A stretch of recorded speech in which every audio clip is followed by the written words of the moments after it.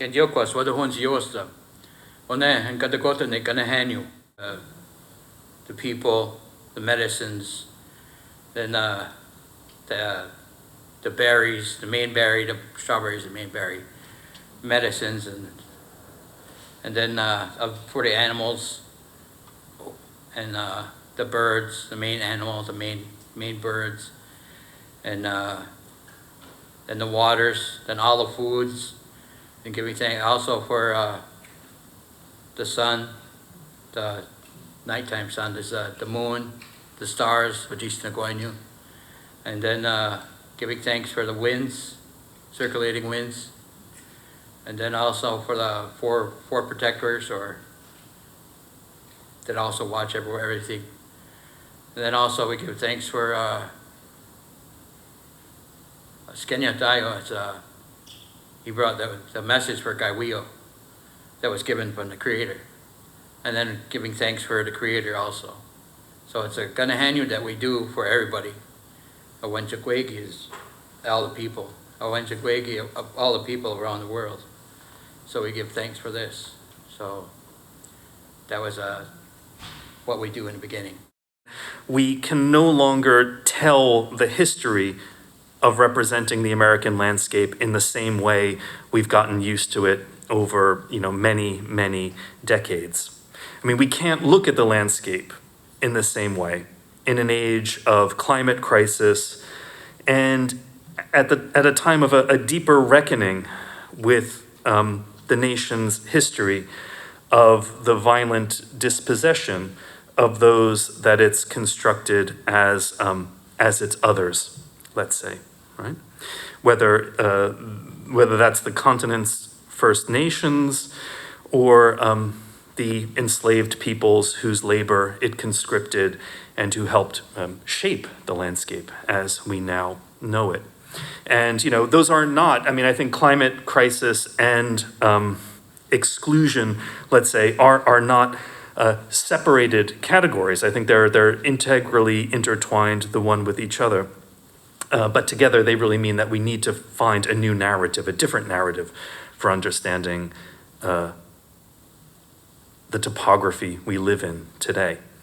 And maybe I would just say that at the heart of this alternative, I really think is the Gaswenta, this two-row wampum that Tony Gagné has generously loaned to the exhibition.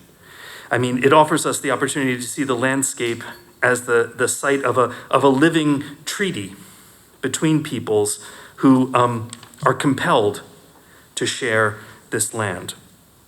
And I think the convening today, like being here, for me, I'm really running out of time, is a way of continuing and renewing that agreement.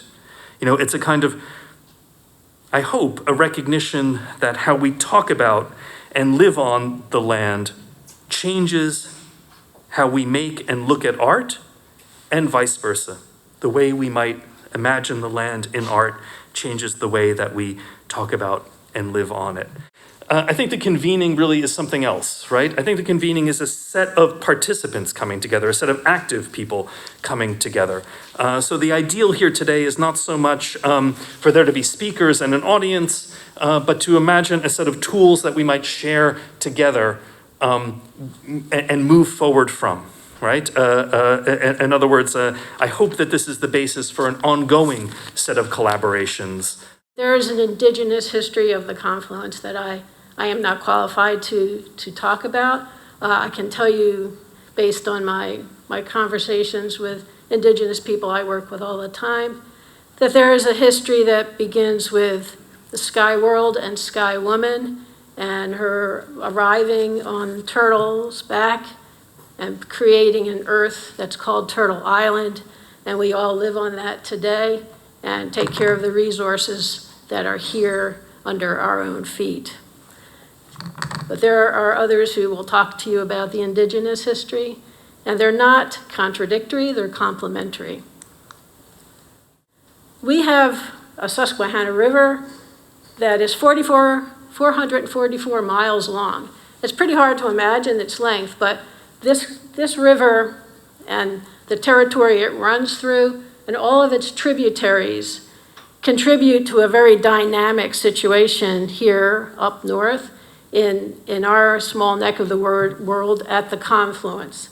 People, ideas, traditions, spiritual worlds, all kinds of information and ideas are transported over these hundreds and hundreds of miles. So while we look very small in this context, we actually have a very important role in the northern reaches of the Susquehanna. And this is somewhat of a hub or a gateway through which a lot of information flows.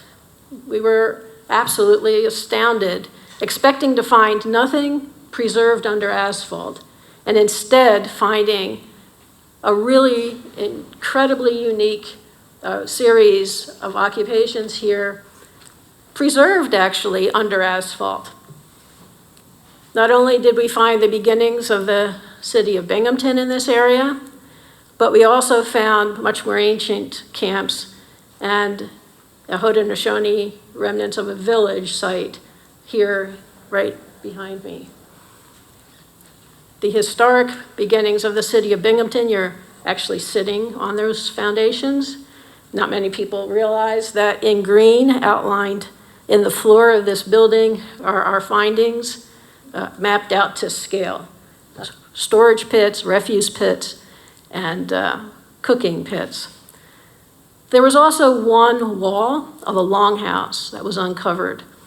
And for archeologists, that means, and Tony knows as well, there are small stains in the ground where a post once stood and formed the outline of the longhouse. Those posts rotted through time, and what remains in the soil, natural progression, is of dark stain. And we were able to map what was left of that particular feature. Tony Gagne and Tom Huff as well, they designed and made a sculpture to commemorate their ancestors' villages that once stood here at the confluence, and to let people know that while their ancestors are gone, their people still are here, and they continue to live their lifestyle, their ceremonies, they talk and educate the rest of us, and we learn every day from our collaborations. They brought trade, which sometimes was good. They brought religion, you can debate that, and also war, culminating in the Sullivan-Clinton campaign that destroyed many villages, including one at the confluence here, referred to as Chenango with an S, and also a series of small towns from here to Chenango Forks called Otsoningo. People in bondage have always sought freedom, and our own Susquehanna River assisted in that. The 7th United States Census of 1850 recorded 431, of course the language of the time, free colored people here. Again, that was recorded, that was what was recorded. If you should happen along the banks of our beautiful Susquehanna River, strain your ears. You might hear it ever so often for a moment or two, like glass chimes from afar in the breeze, light tinkles of little girl laughter. But this daddy built a big, strong raft for himself and for the mama and the 2 little girls, and a satchel of biscuits and smoked sweet ham, and everything had turned to mayhem. It looked like everyone had lost their minds. Blue soldiers were burning down the world, and leaving sure looked better than being scared of any water. So, Tony, I want to get started with something that was mentioned way at the beginning, which is the wampum belts. Can you tell us a little bit about what wampum belts are? I'll start with that question. It's supposed to be us in our canoe and non-natives in their boat, traveling down the same river, not interfering with each other. And that's what the 2-row is supposed to be. It was first made with the Dutch, and it went on, continued on. So that's what the 2-row is about. We wouldn't make an original belt and give it to somebody that's, it would be only between nations. But, because I do NAGPRA also for the nation, and that's what I'm doing, is getting those belts back from museums. And when Nina was talking earlier about the work here on this site in this building that we're sitting in, were you involved in the Section 106 project on that? And Yep. if you were, do you want to talk a little bit? It was- Whatever you yep. feel. Just a little bit, because Okay. they found a longhouse, and they were over there, and they found some remains, and we gathered those that were accidentally pulled from the ground, were put back in later, after the project was done, and some others were just avoided where they were, like some of their little islands where they got a light post on, so they didn't have to pull them out of the ground. That Onondaga Nation Farm is, it's my passion, and it's actually the role and responsibility of females to feed their people.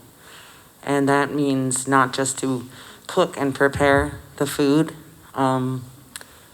but to have that relationship from the earth all the way till the food enters the minds and bodies of your people. So it's not just farming. I guess you couldn't just call it farming for us, because it's actually, it's our way of life. It's who we are. And we consider all of our foods our relatives. We have a different relationship to our food. So the seeds are considered alive. They are considered to have life force, and they are not any less valuable than we are as human beings. So it's a really different, strong relationship that we have, and that's why the duty falls upon women, because women carry the seeds for human beings inside their bodies. So basically, there's different definitions of what sovereignty can mean, because a sovereignty philosophy is also implemented through a sovereign person, because sovereignty requires participation on your part. So I think I watch as an observer of the way the United States government is working right now, and people are not being participatory to create what they really want. And so I think about that, because there's a lot of people expecting others to do the work, right? So you see the activists out on the front lines. You see the environmentalists out there trying to keep the world alive, keep the people safe. But it's difficult for us, because gardens are like your first line of sovereignty. So when I heard that question about rage, I thought, you know how we get even with the Clinton-Sullivan campaign? We plant. Because that is every single time we do that, that's what they came to stop us to do. And so that is the way we peacefully protest and exhibit and honor our ancestors that died for that. So to me, there's stronger ways of using what we call gutni gohio, your good mind, to create the change you want to see, you want to be, you want your children to follow. So I say that a lot to people. Sovereignty means that you can take care of yourself as an individual, as a nation, as a community, as a family, and you are able to uphold your moral obligation to not only all of those people, but what you believe to be your maker. That's, to me, what sovereignty is.